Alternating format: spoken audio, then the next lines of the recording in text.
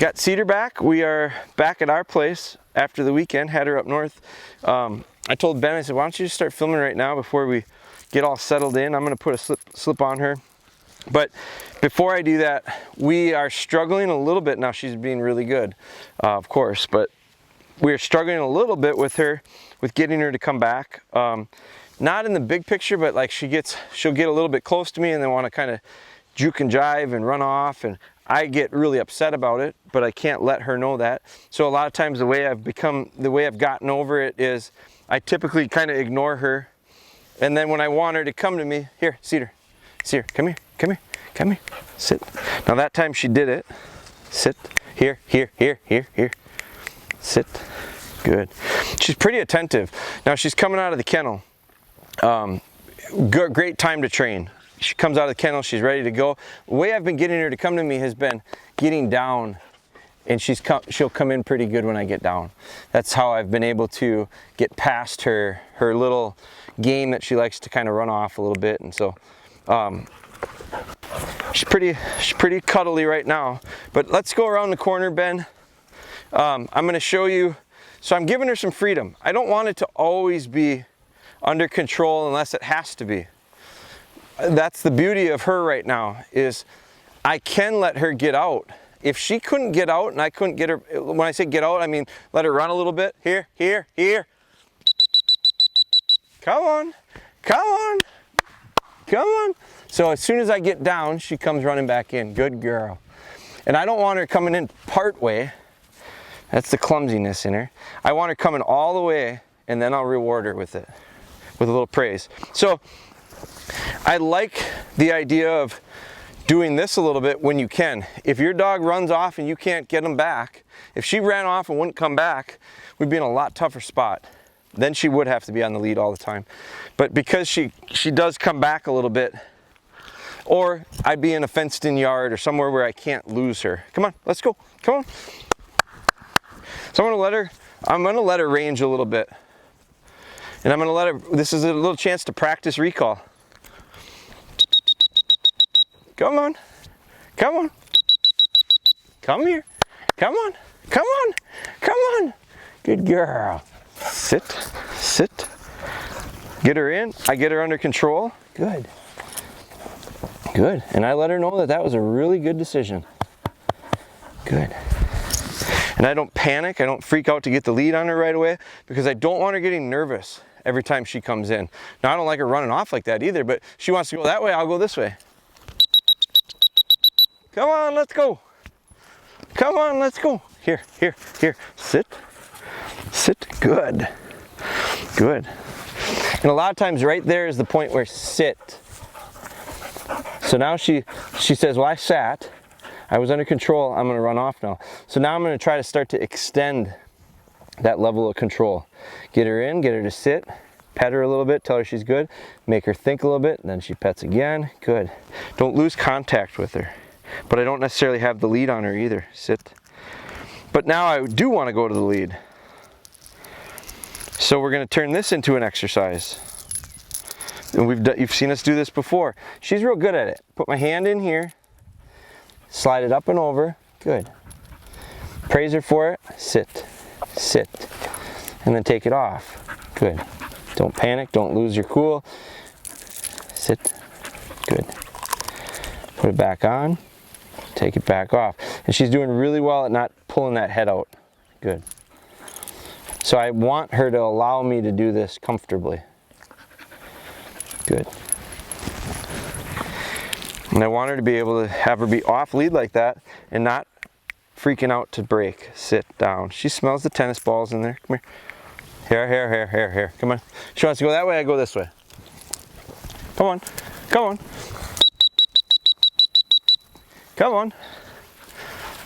Sit. Looks like one of our pheasants got hit here. There's a wing right there. Good girl. Right here. Come on. Come here. So she gets a hold of that. Come here. Nah. I'm not going to chase her with something in her mouth. She stands off with me, I leave her. Come on, let's go. Come on. I should have picked that wing up. Cedar, come on, let's go. Come on, come on, come here. Cedar, here. Cedar, come on, let's go. Come on, that's our good girl. Come here.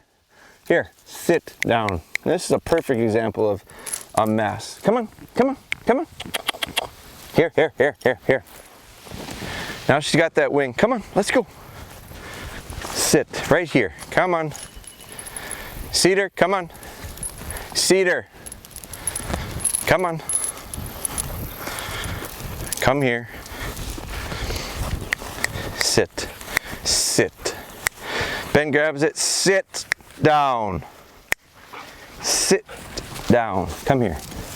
Come here. Cedar, come here. There. Now, that's a borderline moment where you go, you just have to keep your cool, because you go, first off, I screwed up. I screwed up by not picking up the wing in the first place. And so, if you have aspirations for this little dog to be a flushing dog, I don't want to get all over it and be negative and hollering at it for wanting to pick that stuff up. What I don't like is the idea of it having a habit of picking up and running off with it. So we're working on that stuff. We're working on recalling through distractions. That's a distraction. So she comes back in, she's back under control, and from here on out, watch the difference in her. Because now I put the seatbelt back on. I put the training wheels on. We slipped the lead back on. So she got a little bit of freedom. She lost the freedom because if she had recalled to me really nicely and delivered that wing, I'd say, well, let's keep going. Let's go work our way all the way around this field. But because she didn't, now I go, now you're with me. Because I don't want to set myself up to go through that again. If you have constantly the same issues over and over and over again with your dog, and your setup never changes, and it's a repeated, it's just over and over and over, the record plays over again, whose fault is it? It's not the dog's, it's yours. So you got to change when you see the issues. Cedar, heel. This is going to be a much harder spot for her to heel with that nose up, because there's a lot of scent here. Good. She's in a really good position.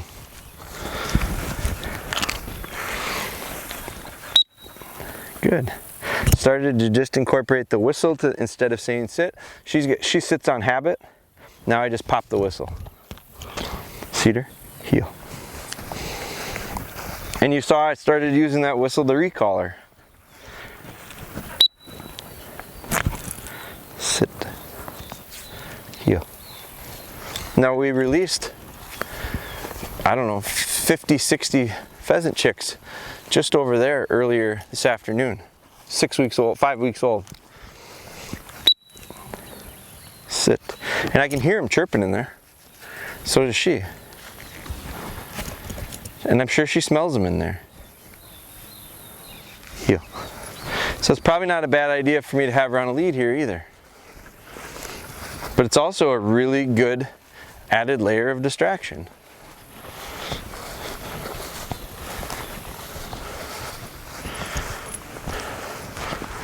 Heel. Oops, she sat out of habit. Come on, come on.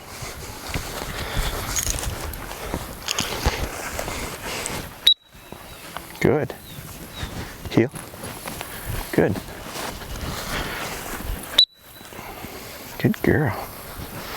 Now I think this is the first time we put her on a remote sit off the driveway. This is maybe one of the first sessions we've done heeling off the driveway. I'm just repeating and replicating what we did on the driveway for several sessions. We're just doing it in the grass with hundreds of little pheasant chicks, so pretty tempting area. No, they're not right next to us. She can't see them, but she can hear them. I'm sure she can smell them. Good girl.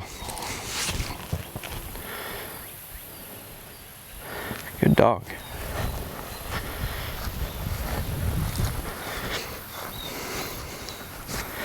Good girl. Heel. Heel.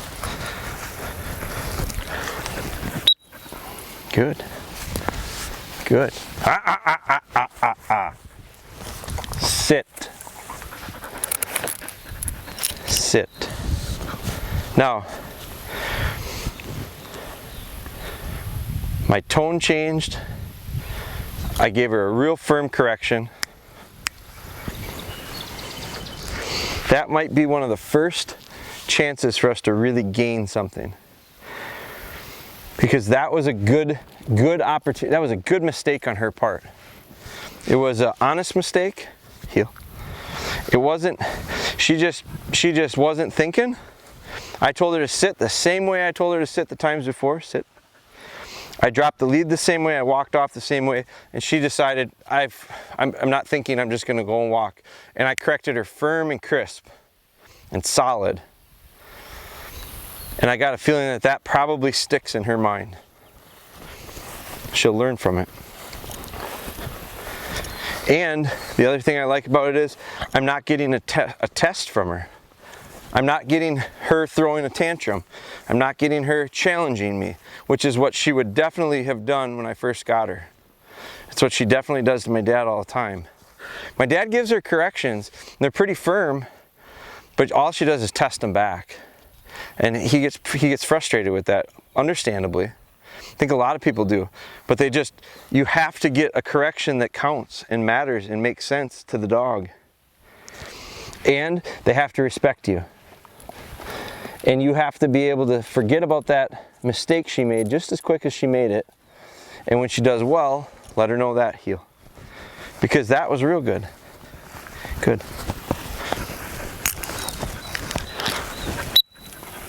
Good.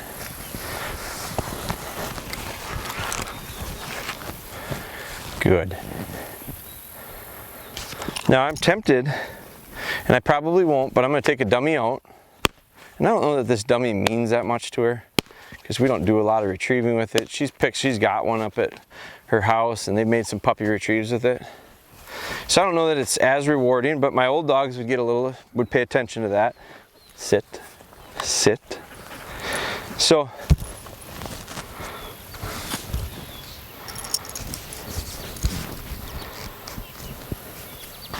we're going to add a layer to this training. Now she loves to chase stuff, and I've encouraged her to. To this point, we've just tried to get her making retrieves. You've seen some of those sessions already. She's done it in the water for us. Good girl. And so her ears really perked up there when I pitched that dummy. The most she was excited this whole session. Heel. Good girl. So she would have liked to have ran after that one. I don't know that she'd have picked it up and brought it back. Sit. But you can tell she would love to chase that right now. But we're incorporating that remote sit we've been working on and adding this into that drill. And I'm making it really simple. I'm just keeping me between her. If she broke to go get the dummy, I'm in between her, I'll catch her. She'll never get it. She'll never get the dummy and run off with it on me. So I'm not gonna throw it from here over the top of her, because if she turned and ran to get it, she'd get there before I could. So I gotta be smart about it. Eventually we'll do that. But to start out with, I can stand here, sit, and throw it over the top. So there we added another layer to it. Instead of me standing next to her holding onto the lead, I'm in between her and the dummy. So we're just building off of what we've started. We started with just struggling to get remote sit in the driveway.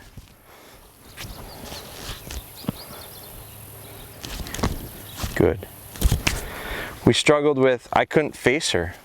This is why I have to be able to face her and not have her challenge me.